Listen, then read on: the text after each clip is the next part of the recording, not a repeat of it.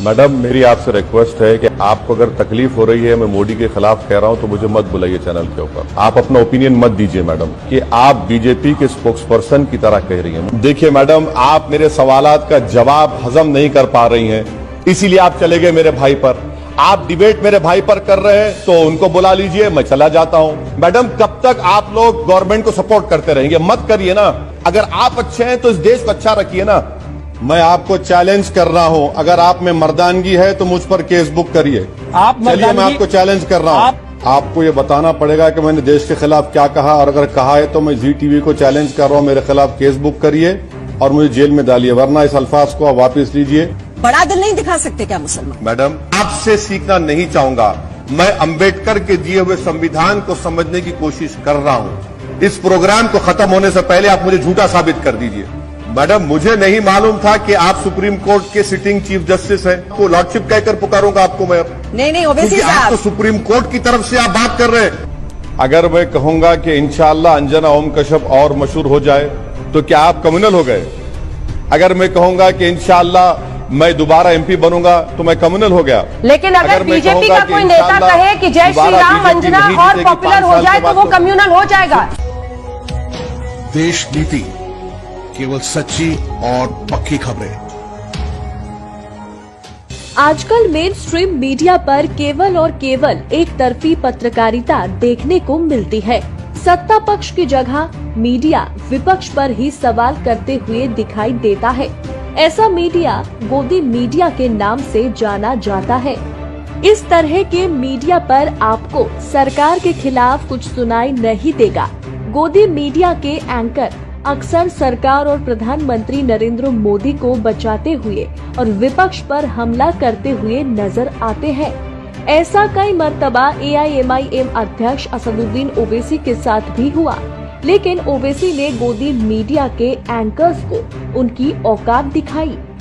पहले बात करते हैं ABP न्यूज की एंकर रोमाना खान और असदुद्दीन ओवैसी की उस बहस के बारे में जिसने 2019 लोकसभा इलेक्शन के समय खूब सुर्खियां बटोरी थी। विपक्ष की दिक्कत यही है कि वो जाति के बंधनों में बंधा हुआ है, और वहीं दूसरी तरफ प्रधानमंत्री नरेंद्र मोदी की तरफ से तो कहा जाता है कि मेरी जाति एक ही है, मेरी जाति गरीबी है। उसे हम क्यों नजरअंदाज कर देते हैं सर? मैडम मेरी आपसे रिक्वेस्ट है कि आपको अगर तकलीफ हो रही है मैं मोदी के खिलाफ कह रहा हूं तो मुझे मत बुलाइए चैनल के ऊपर। आप सवाल करिए, आप अपना ओपिनियन मत दीजिए मैडम। नहीं सर, मैं सिर्फ सवाल ही रख रही हूं। सवाल करना है, मुझे दूसरे नजरिए वाले सवाल रख रही हूं, तो मुझे ऐसा लग रहा है कि आप नजरअंदाज कर रहे हैं। मैं सिर्फ सवाल रख रही हूं सर।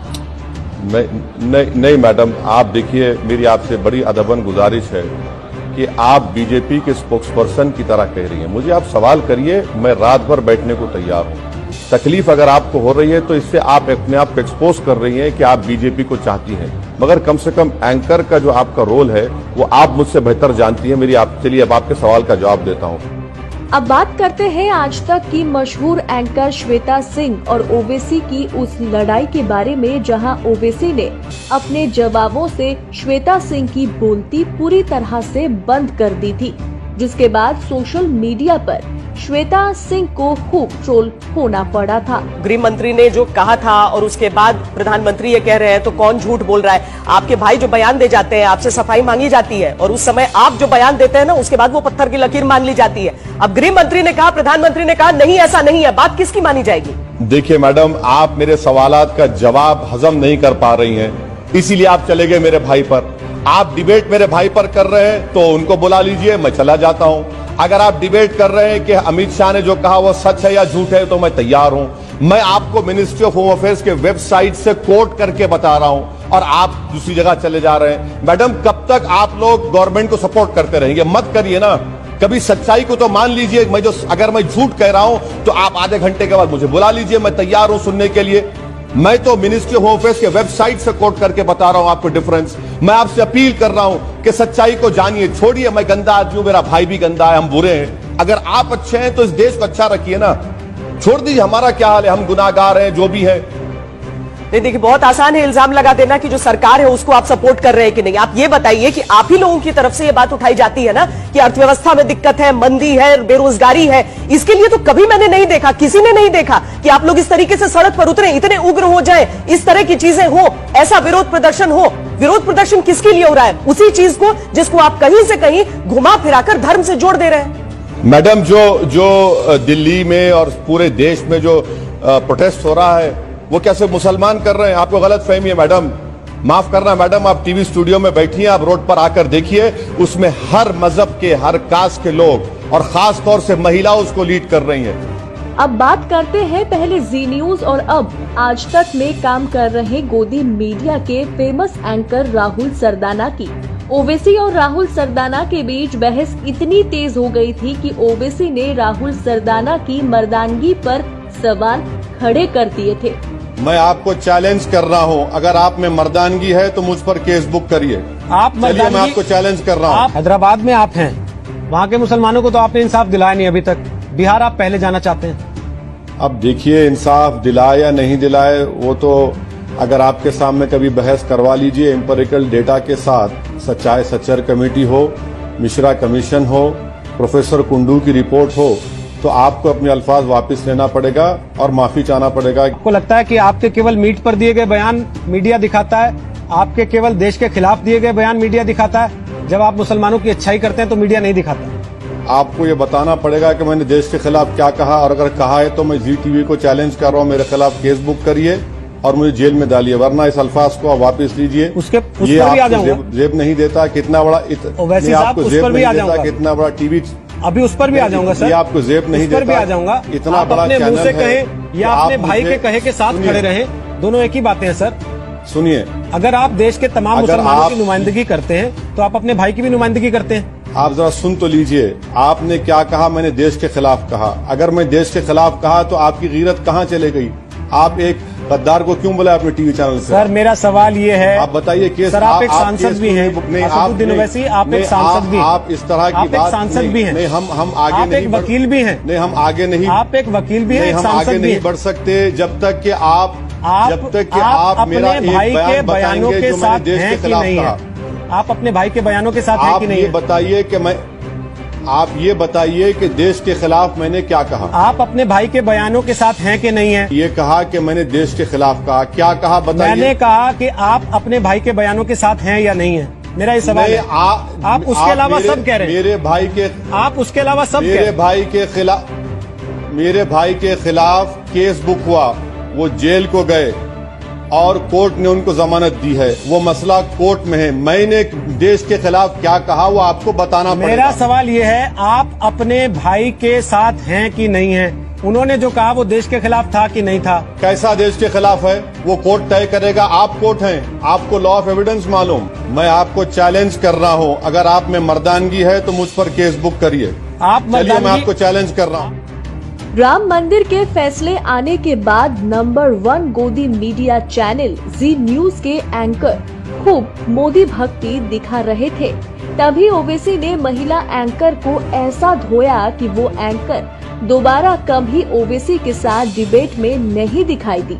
ओवैसी साहब, यहाँ आपको ये समझना होगा कि 100 करोड़ हिंदू हैं इस देश में। उनकी भावनाएं सीधे सीधे जुड़ी हुई हैं अयोध्या के साथ, श्री राम मंदिर के साथ। क्या ये मौका नहीं है आपके लिए कि आप दरिया दिली दिखाएं? इस बार बड़ा दिल नहीं दिखा सकते क्या मुसलमान? मैडम, आपसे सीखना नहीं चाहूंगा।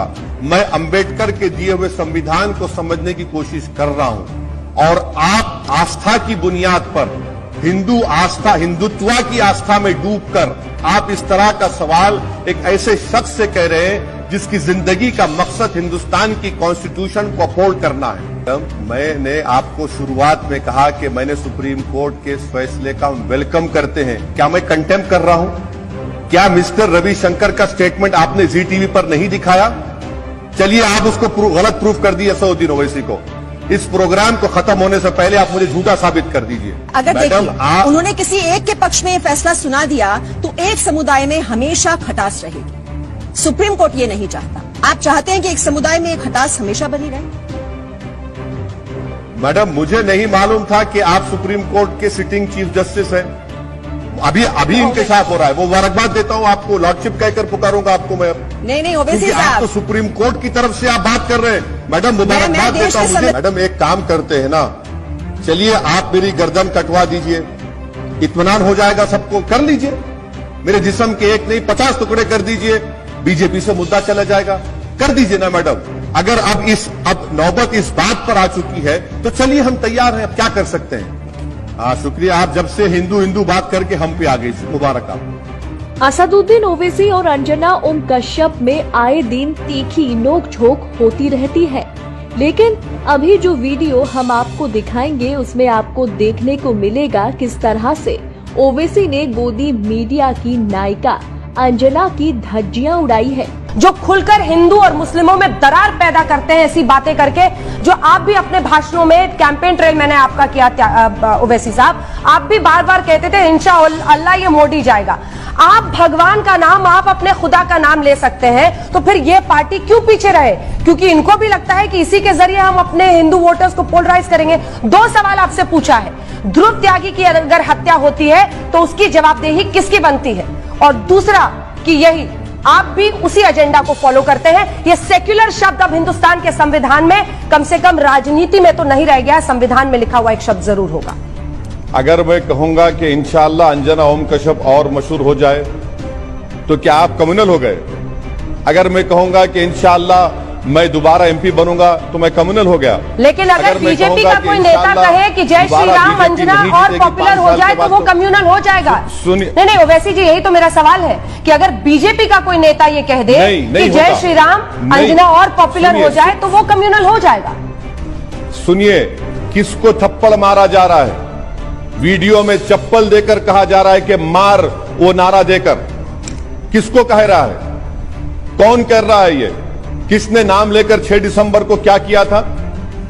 और रहा सवाल उस बच्चे की हत्या का, मैं कंडेम करता हूं, मेरी स्पीच है उसके ऊपर। वो तो मोदी जी भी कंडेम करते हैं सर। कंडेम किया उसको, वो तो मोदी जी भी कंडेम करते हैं। मैंने वो तो मोदी जी भी कंडेम करते हैं। मैडम देखिए, सुनिए, मैं आप फर्क मैं बता रहा हूं आपको, कंडेमनेशन में और हिपोक्रेसी में फर्क यह है कि असदुद्दीन ओवैसी कातिलों के साथ नहीं खड़ा होता है, बीजेपी के लोग खड़े होते हैं।